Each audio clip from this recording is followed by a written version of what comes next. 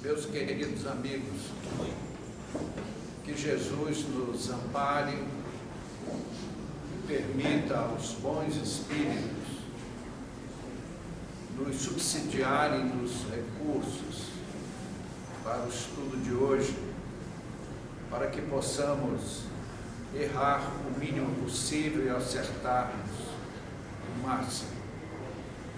O nosso tema hoje: não saiba a vossa mão esquerda o que dê a vossa mão direita. Esse capítulo do Evangelho está contido especialmente nos capítulos 6 e 8 de Mateus e nos capítulos 14 e 21 de Lucas, onde os apóstolos registram os ensinamentos de Jesus. Quando se diz que a mão esquerda não saiba o que faz a direita, na verdade é um ensinamento sobre a filantropia, a benevolência modesta. Naqueles idos tempos do farisaísmo, havia sim certos costumes dos judeus, por exemplo, de longas orações em praça pública, porque aquilo trazia louvores públicos ao praticante. E também aqueles que faziam doações aos pobres e que usavam um instrumento, algo parecido com uma trombeta. Daí a origem da expressão trombetear o bem feito. Então, o objetivo de Jesus nesses ensinamentos é nos passar a humildade. Os estudos do Evangelho, eles são belíssimos. Considero mesmo oportuníssimo esse estudo hoje dos capítulos citados pelos evangelistas. Então, como ensinava Jesus, a benevolência deve ser modesta. O cristão deve fazer o bem pelo prazer de fazer o bem. É o bem pelo bem. Quando a gente faz um bem e depois a gente reconhece que fez esse bem, sentimos uma alegria íntima pelo prazer de fazer o bem. Não estamos nos nossos ensinamentos espíritas cogitando dos aplausos do mundo. Queremos ter a nossa consciência em paz, de que fizemos tudo que foi possível, ou tentamos fazer o máximo, o bem, sem olhar a quem. É o bem pelo bem, a alegria do bem. Porque aqueles que pensam o contrário, infelizmente, é a maior parte da nossa humanidade, porque se não for, a Terra não seria um planeta de provas e expiações. Já seria um mundo de regeneração. Seria um mundo feliz, um mundo ditoso, para usar a escala passada pelo Espírito da Verdade, Allan Kardec, que consta do capítulo A Evolução dos Mundos, nos ensinamentos do Espírito da Verdade. Mundos ditosos. Nós chegaremos lá, amigos, nós chegaremos lá.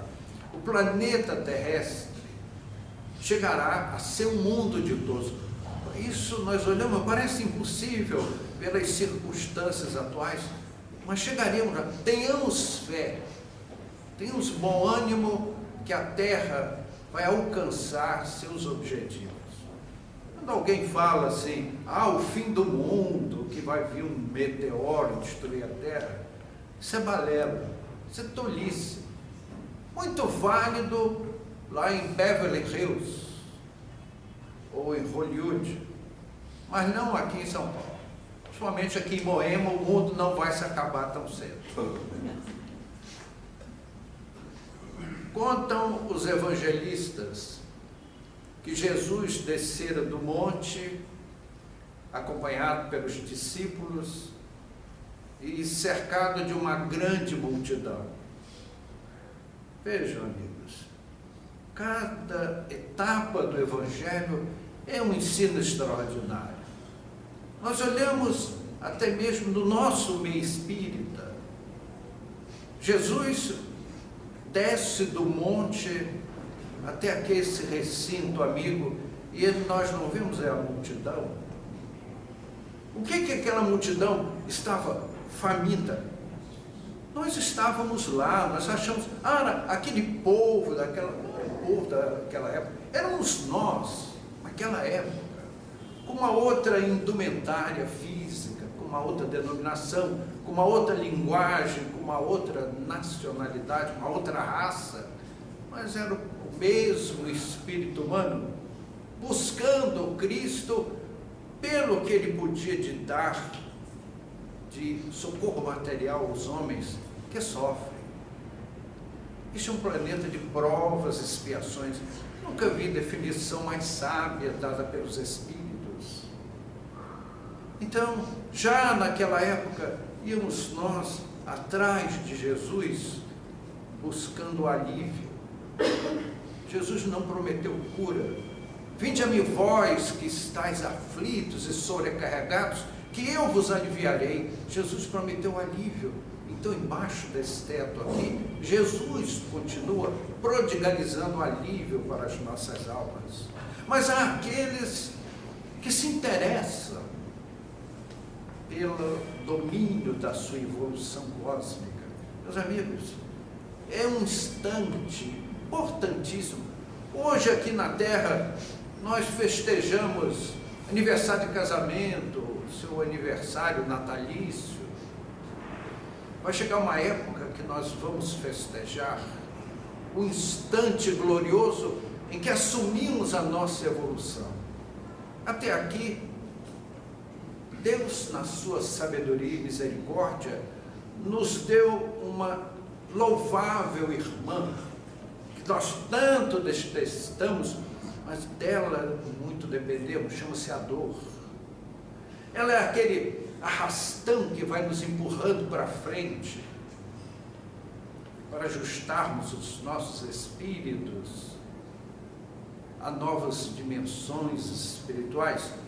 Porque, meus amigos, é bom irmos aos poucos resgatando os nossos débitos passados, em lugar de levá-lo para frente.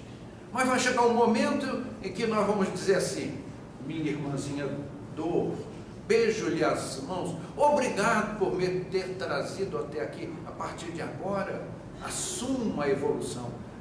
É o nosso natalício cósmico, quando o nosso espírito nasce para a consciência cósmica. Então, aquela multidão chorosa ali aos pés de Jesus, um leproso saiu da multidão e disse: Senhor, se tu quiseres, podes me curar, Senhor. Ele disse: eu quero. E tocou no homem, e ele imediatamente ficou limpo da sua lepra. Jesus o chamou em particular e disse: mas não vás contar isso a ninguém, a quem quer que seja, para repetir o Evangelho literalmente, mas vai e dá o teu sacrifício ao templo, como o costume da época. Então Jesus mostrou uma nova lição para nós: fazer o bem sem ostentação. Jesus curou.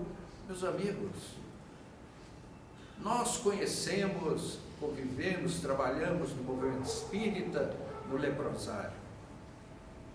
E conhecemos a dor superlativa daqueles irmãos. Não é fácil. Aquelas criaturas que iam aos poucos tendo seus membros minados pela enfermidade, carcomidos, eles perdiam as pálpebras e ficavam cegos, as suas mãos encolhiam, manchas terríveis iam destruindo o seu organismo, uma experiência dolorosíssima, e alguém lhe toca, e você fica curado. que alegria, que felicidade para aquele espírito, não é isso? Então Jesus chamou a nossa atenção para o bem com humildade, com silêncio. Sabe por quê, amigos? Porque nós não podemos esperar o louvor dos homens. Deus está vendo. Jesus nos chamou a atenção. Não há um fio de cabelo da vossa cabeça que caia sem que Deus saiba. E quando nós fazemos algo de bom, por mínimo que seja, um bem pequenininho, assim como um minúsculo inseto, Deus está presente, vendo a nossa nobreza de intenção. Então saiu aquele leproso radiante de alegria, e dá para a gente imaginar. Conhecemos de perto a vida do Janseniano, que nem com as sulfonas conseguiam ao menos atenuar os seus sofrimentos. E ali havia uma casa espírita, havia um salão rústico, um telheiro, e aquelas pessoas não podiam sentar-se em cadeiras como nós sentamos aqui, eles se sentavam no chão. Então era para nós uma experiência que toca o fundo da nossa alma até os dias de hoje, até o extremo do nosso sentimento. E ver 200 criaturas deitadas no chão, sentadas, acocoradas, verdadeiros monstros físicos, para ouvirem a nossa voz falar de Jesus, meus irmãos. E quantas vezes contamos para aqueles irmãos essa passagem citada pelo apóstolo? E eles choravam de felicidade, de alegria. Nós não tínhamos dinheiro, nem posses, nem patrimônios para levar venturas financeiras, materiais, sociais àqueles companheiros, mas lembrávamos as lições de Jesus para seus corações. E muitos desses espíritos não nos esqueceram e nos trazem hoje. Alguns deles nos assustam com as suas mãos safirinas, seus rostos iluminados, seus corações felizes, porque suportaram a prova até o fim. E nos trazem dulcíssimas lembranças que tocam fundamente a nossa alma. Jesus nos advertiu também quando fôssemos dar um jantar, que era costume na época. Dizia ele: não convidemos os parentes, os amigos, todas aquelas pessoas ricas, porque elas podem nos retribuir em jantares talvez mais suntuosos, mais belos para o nosso gáudio, e depois chamar nas vias públicas os mendigos, os coxos, os cegos, os mudos, para que eles venham participar à mesa. Meus amigos, nós precisamos entender que a linguagem de Jesus era sempre figurada. Não nos cabe, por exemplo, fazermos uma festa, um aniversário, um casamento, e convidarmos os mendigos da rua numa interpretação literal ao ensinamento de Jesus. O que o Mestre queria nos passar nesse ensinamento? Para que nós, ao oferecermos alguma coisa a alguém, não fazermos esperando um retorno, uma recíproca. Todos nós, quantas vezes já amargamos ter feito o bem e não termos sido reconhecidos pelo bem feito?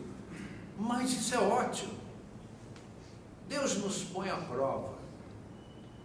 Quantas vezes ajudamos uma pessoa e essa pessoa acaba nos furtando, São provas. Meus amigos, o planeta terrestre é um mundo de provas e expiações. São provas.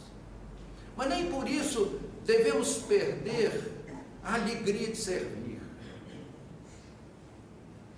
Então, quando formos dar um jantar, como dizia Jesus, convidemos os coxos, os cegos, os surdos, os mudos, os aleijados, os mendigos da rua, simbolicamente. Não vamos fazer isso fisicamente. Se nós temos a reunião de amigos em casa, o fazemos por fraternidade, por alegria, pela felicidade em reunir almas amigas para um momento de consagração. O terceiro capítulo que Jesus nos apresenta pela pena do evangelista é aquela passagem em que Jesus vai com os apóstolos até o templo de Jerusalém e ele ficou à frente do gasofilácio. É até uma expressão difícil, né? O gasofilácio era assim como uma grande bacia de pedra. E as pessoas ali vinham chegando e depositavam seus donativos. As pessoas do povo colocavam pequenos ou médios donativos. E aqui e ali chegava trombeteando um fariseu muito rico e depositava um grande valor, e aquilo era recebido festivamente, muito especialmente pelos religiosos da época. Porque em todas as histórias, em todas as épocas da humanidade, a história nos narra a ambição dos religiosos pelos valores terrenos. Falam muito do céu, mas com os pés bem fincados no ouro terrestre. Meus amigos, lembremos-nos bem daquela igreja do caminho fundada pelos apóstolos. Era exatamente como os centros espíritas de hoje.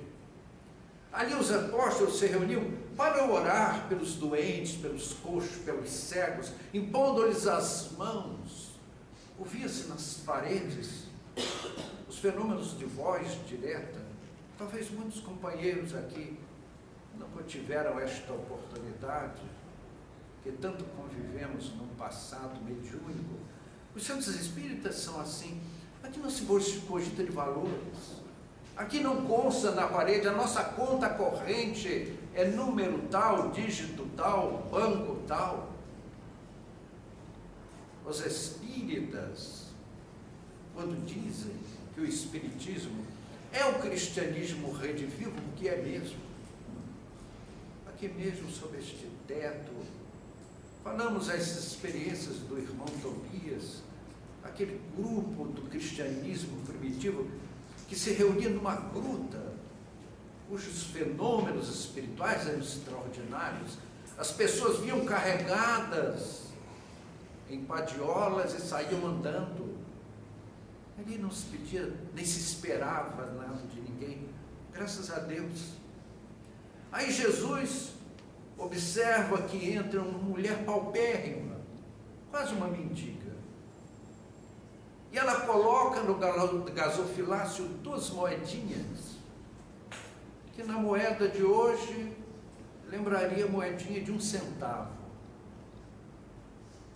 Se alguém olhar no chão uma moeda de 1 centavo, não vai nem arriscar a sua coluna vertebral para se curvar e pegar a moedinha. Dá um chute assim, joga bem para longe.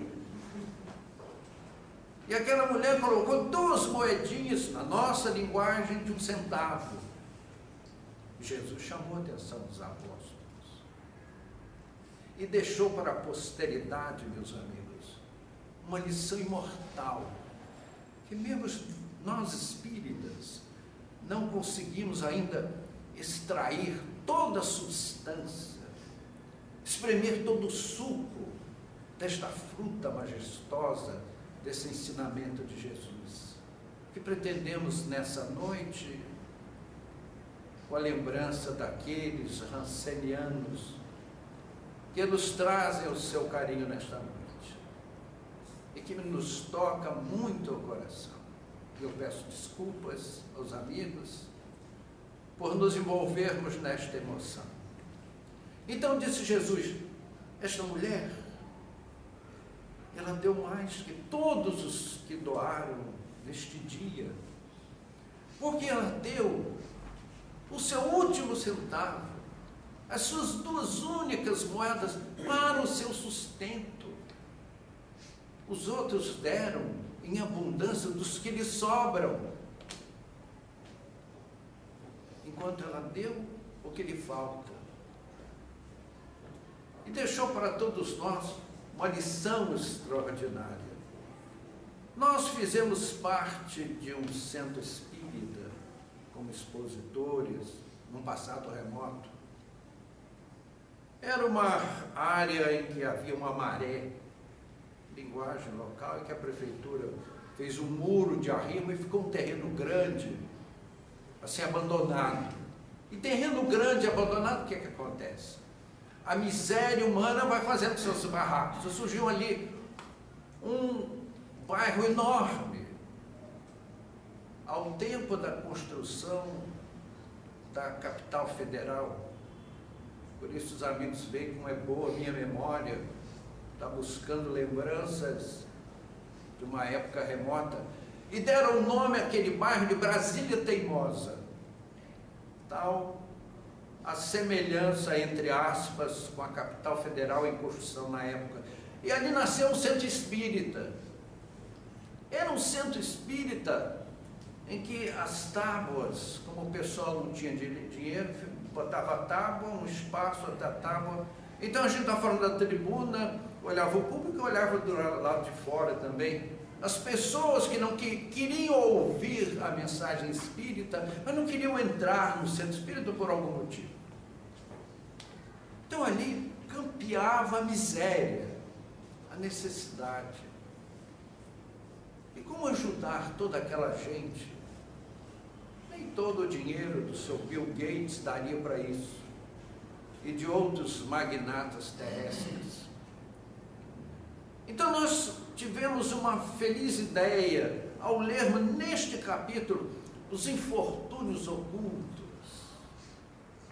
página do Evangelho segundo o Espiritismo, que este sim é o autêntico Evangelho. Algumas pessoas dizem, mas não é o Evangelho. Todo o Evangelho é segundo Mateus, é segundo Lucas, é segundo João, segundo Marcos. O Evangelho segundo o Espiritismo é o Evangelho segundo Cristo, que inspirou e mandou seu Pai, o Espírito Verdade, para trazer à Terra o Evangelho segundo o Espiritismo, a obra autêntica do cristianismo do Cristo e não dos seus religiosos dogmáticos. Então, meus amigos, ali nós temos uma página, os infortúnios ocultos. Então formamos um grupo, que a princípio eram 5 pessoas, depois 10, 20, 50. E era um grupo que indicava aquele necessitado, mas não o falso necessitado. Porque as pessoas gostam de servir, gostam de ajudar, mas temem serem exploradas por falsos necessitados. Então eram os elementos do grupo que indicavam aquilo que nós aprendemos a chamar de pobreza envergonhada. E somos nós aqui. Se nós caíssemos no ostracismo, numa dificuldade terrível, morreríamos de fome, mas não teríamos coragem de estender as mãos a terceiros, porque é a nossa formação íntima. Não somos mendigos profissionais, encararíamos a morte. Então ali naquele grupo do infortúnio oculto, alguém diria, tem essa família aqui, que hoje não jantou, nem comerá nada amanhã. Então nós nos cotizarmos, quem podia dava alguma coisa mais poupuda, outro dava um bombril, um pedaço de sabão, mas aquilo junto socorria aquela família por uma semana. Era um infortúnio oculto. Não atendíamos mais aos mendigos de profissão, mas àqueles que têm vergonha de pedir ajuda. Então, meus amigos, o Centro Espírita resolveu o problema de uma forma magistral. E passamos a divulgar com os amigos. Quem quisesse, podia trazer seus haveres. E a gente vê, aprende como o brasileiro é generoso realmente. E naquele grande favelão, havia bandidos. Ou penso que não. Havia traficante. Havia homicida, havia assaltante, até rimou, né? E esses homens traziam também alguma coisa. Fantástico. Nós sabíamos quem eram eles, que não nos importunavam. O nosso grupo espírita fez trabalho na favela da Rocinha durante anos. Nunca fomos incomodados por ninguém. Muito ao contrário. Que ninguém engolisse com aqueles espíritas, onde tínhamos um companheiro que incorporava um médico alemão e se alterava completamente. E no meio dos barracos, na via pública, atendíamos os sofredores que chegavam aos magotes, que são todos os doentes do mundo, que o Espiritismo acolhe sem outro objetivo que não seja aquele alívio que Jesus prometeu. Então, meus amigos, este ensinamento do óbolo da viúva traz uma expressão de espiritualidade que nós precisamos enxergar. Quantas vezes nós ficamos assim, matutando com os nossos botões, viajando? Se eu te ganhasse um fulano, você já pensava? Se lá o rei da Arábia Saudita resolvesse me mandar o dinheiro de um ano de petróleo aqui para mim, puxa vida, $1 trilhão. Puxa, quanto bem eu faria à humanidade. Não haveria no meu bairro mais um mendigo, acabaria com todos. E vai por aí. É aquela ideia de nós darmos um pouco daquele muito que nos sobra, mas reservando para o nosso gáudio a maior parte. Meus amigos, essa é a grande lição do Cristo que nós não enxergamos ainda. Vejam só. O que quereria dizer ao chamar a nossa atenção o Cristo com aquela moedinha da viúva, o óbolo da viúva?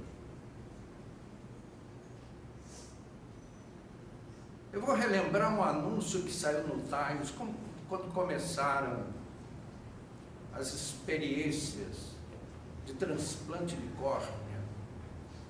Era uma hipótese no começo. Então um bilhardário americano ofereceu no anúncio no Times que daria 10% da sua fortuna para que ele desse as córneas, para que ele voltasse a enxergar. Ele continuou cego, meus amigos. Então as nossas córneas são bilhardárias em dólar. E as nossas mãos, os nossos pés, a nossa voz, os nossos ouvidos, quanto valem? Nem todo o dinheiro da terra valem as nossas mãos e os nossos pés. Então nós somos muito ricos. Temos todos os patrimônios do mundo que a natureza nos deu, sem o custo de um vintém. Então, meus amigos, o Pai Celestial, a inteligência cósmica, precisa ver nós fazermos grandes... eu vou construir, se eu ganhar $1 trilhão, eu vou construir um grande hospital para os pobres. Não é você que vai construir, são os pedreiros, são os terapeutas que vão operar o hospital. Então você não vai fazer coisa nenhuma, apenas dê um pouco do muito que lhe sobra. E Deus precisa disso. Nós temos a possibilidade de fazermos as pequeninas coisas. Muitas pessoas transladam a fortuna para a mediunidade. Ah, se eu tivesse uma mediunidade, dissesse, mesa, levanta, voa aqui nessa sala, como se mediunidade fosse espetáculo circense. Então, o importante é não termos uma grande mediunidade, porque por mais pequenininha que seja, ela pode ser útil. Tem aquela mediunidade de pôr água nos copinhos, tem aquela mediunidade de fechar a porta, de distribuir um papelório com uma mensagem, de dizer um bom dia, como hoje eu desci no elevador do meu prédio e disse bom dia a um vizinho que não respondeu, graças a Deus. Aí eu saí à rua, aí veio uma moça e perguntou, o senhor sabe onde tem uma porção de loja de sapato? Meu bem, é ali, 2 quadras à frente. Aí eu agradeci a Deus, eu recebi uma dádiva celeste, inovidável, irresgatável, de dar uma informação a uma pessoa que procurava um endereço. No templo espírita, meus amigos, sobra oportunidade de trabalho.